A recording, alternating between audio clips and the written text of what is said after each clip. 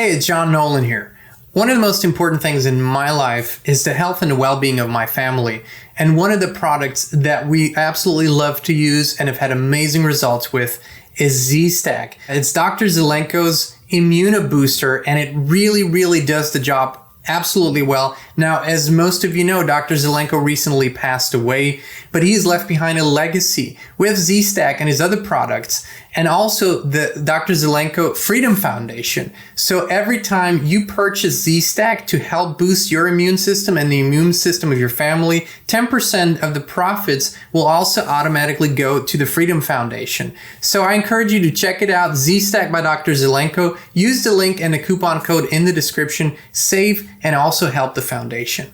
Hey, Inspire Tribe, my fellow freedom lovers, John Nolan here. Thank you so much for joining us again today. Thank you for liking, thank you for sharing, for commenting, for subscribing, and thank you for hitting the notifications button so you'll get notified about new videos every day. All right, let's dive into it. I want to start today with an opening quote that I want to read to you. The real hopeless victims of mental illness are to be found among those who appear to be most normal. Many of them are normal because they are so well adjusted to our mode of existence, because their human voice has been silenced so early in their lives that they do not even struggle or suffer or develop symptoms as the neurotic does. They are normal not in what may be called the absolute sense of the word. They are normal only in relation to a profoundly abnormal society. Their perfect adjustment to that abnormal society is a measure of their mental sickness. These millions of abnormally normal people living without fuss in a society to which, if they were fully human beings, they ought not to be adjusted. And that's from Aldous Huxley from Brave New World. As a matter of fact, I think this whole video could just consist of Aldous Huxley quotes from Brave New World. Brilliant depiction of what was going to happen and what is now unfolding in our world.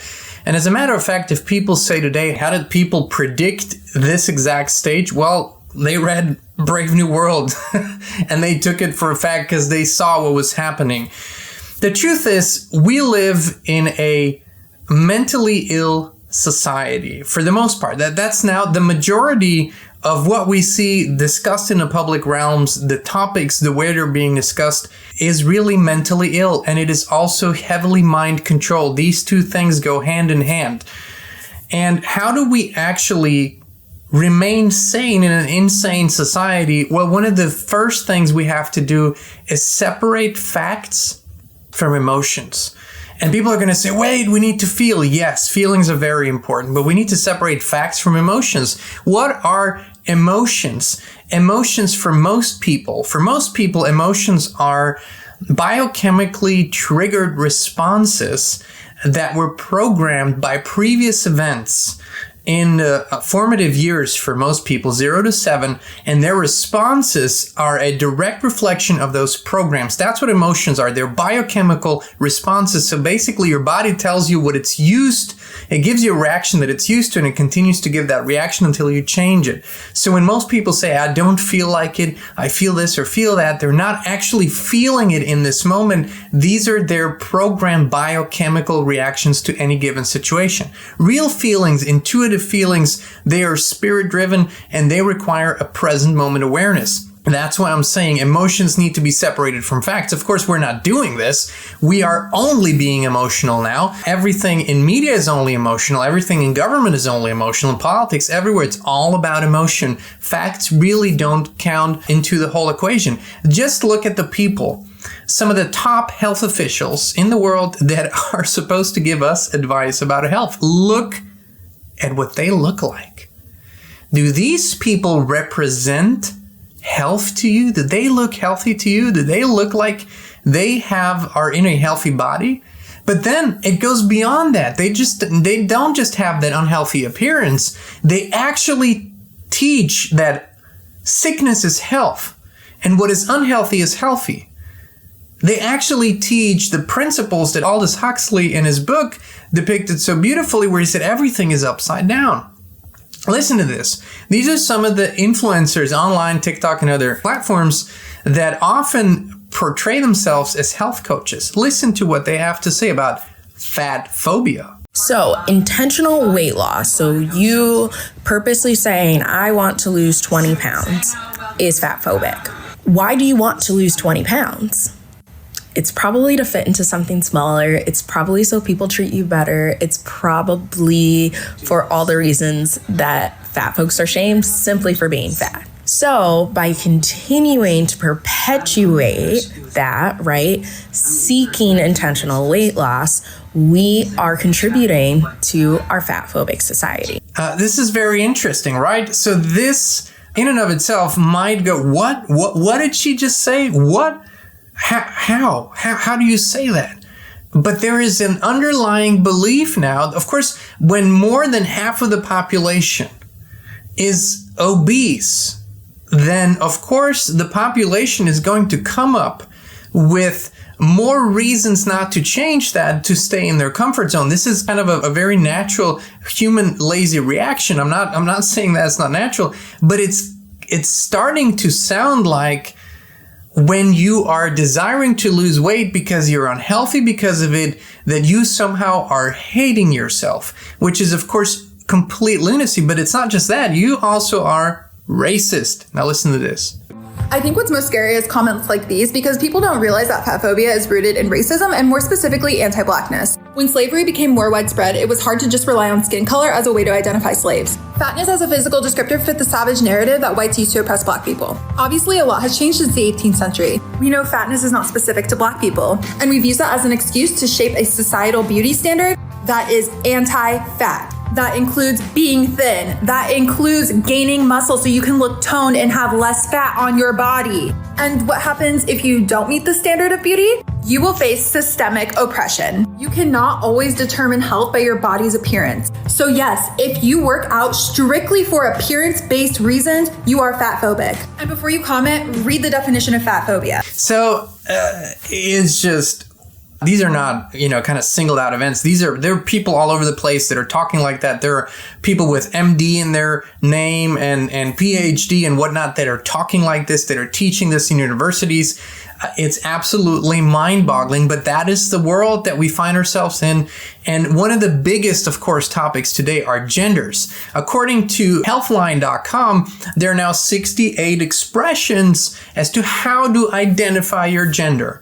Well, that's the whole thing. We are mixing up facts with emotions, and it is based on a mentally ill society. Excuse me to put it, the masses are now mentally ill. I mean, this is clinically diagnosed, and they're being treated with horrific drugs. That's how this system now works. The biological fact remains, regardless of how anyone feels, that there are two genders. The biological fact remains that only if those two genders, a man and a woman, come together in union, they can create new life. What we're doing here is disregarding the biology, and we are playing into a political, emotional, social engineering game. And that's for a reason. The reason, there's an end to this. It has nothing to do with how you feel. If you are, for example, what some of the Native American clans called a two-spirit, where you feel you have both spirits, the male and the feminine within you very strongly, they always had a role in most indigenous societies, and an important one at that. This has nothing to do with that acceptance. As a matter of fact, to not accept you for who you are and not accepting your freedom would make me not just a complete idiot. I would deny myself the right for freedom, because if I think I can tell you how to live, then I also imply that you can tell me how to live, and I don't. That would be stupid. To tell people how they can or cannot live as long as their actions don't hurt others is the opposite of freedom. That's out of the way. But what we're doing is we are signing our own death sentence if we are playing into their game, because that's the trans and post-humanist game. They're not doing this to cater to a certain community. They're not doing this to work hard for your rights to be and for your way of life to be accepted if you choose however you choose to live. That's not what this is about at all. This is about eliminating gender and turning people to artificial means of creation altogether. They want to outlaw sex for procreation altogether. That's in their plans. That's what they want to roll out in the following decades. They want to make it impossible also to naturally procreate with all the stuff they put in the air, in the water, in the food, and everywhere, which is, of course, cutting down fertility by horrific rates, and birth rates are going down. Everything's going down at an enormous trend. And this whole gender talk and this whole transgender, gender fluidity and 68 genders and God knows, it was from February. This article here that I just referenced was from February, which means all these months later, we might have found a couple more genders. And of course, the thing is that these biological facts are being mixed with these emotions and mixed with these mentally ill statements. And then they're being taught to children. That's extremely hurtful. There is and always has been a section of people that are born, as I said, with two spirits, if you will, that feel that way. And what's there to say? That's wonderful. That's okay. That's how they were created. Why would we even put that in question or not accept that? The problem is with the mind control, the manipulation, because you can impress a mind, especially from 0 to 7, you can impress a mind with anything and make him believe it's the truth because it is so impressionable, because it is in a different state of awareness at that age, because the brain waves are completely different. There's no filtration system.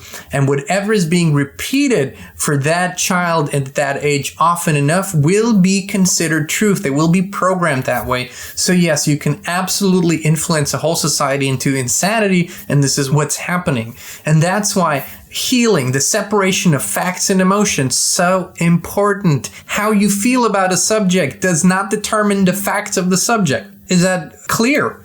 It has to be clear.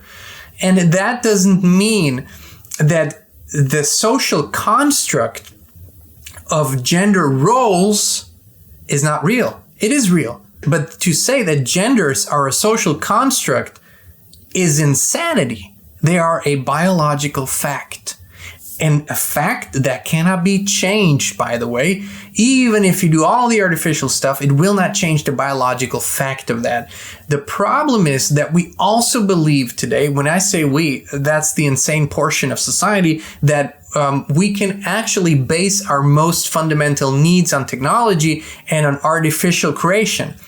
So when people believe that, they think that, oh, we got all the technology. It doesn't matter if we can't procreate naturally. Well, we're about to be extinct if we believe that, because whatever we cannot create and produce for ourselves without artificial means is a death sentence for mankind. That's how it is. Because as soon as the plug's out and the internet doesn't work, and the plug's out and the power doesn't work, or there's an EMP or any other reason that might occur for power outages, or even the loss of power for extended period of times, would take away those artificial means, and boom, here we are left to our own biological devices and left to the natural way of things. And so we need to base the survival of our species on the natural processes. That's what we need to continue to cultivate, continue to return to higher wisdom. And that's what our societies need to be based on, not artificial structures, because that is our death sentence. And as such, gender is extremely important in the biological sense to accept that fact. Only a man and a woman in union can create new life, that how it was intended by the Creator. I also said this before, even though you might be able to do it in a lab, even though they are now producing artificial wombs, that is inferior. It must be inferior to the natural process, and it will create a different kind of species that will lack, especially going on into generations, absolutely lack the one element that brings this together, which is love, the strongest, most beautiful energy in the universe. And if out of love, a new human being is created, a new boy, a new girl is created, that is what makes us real human, what makes us real in all of this.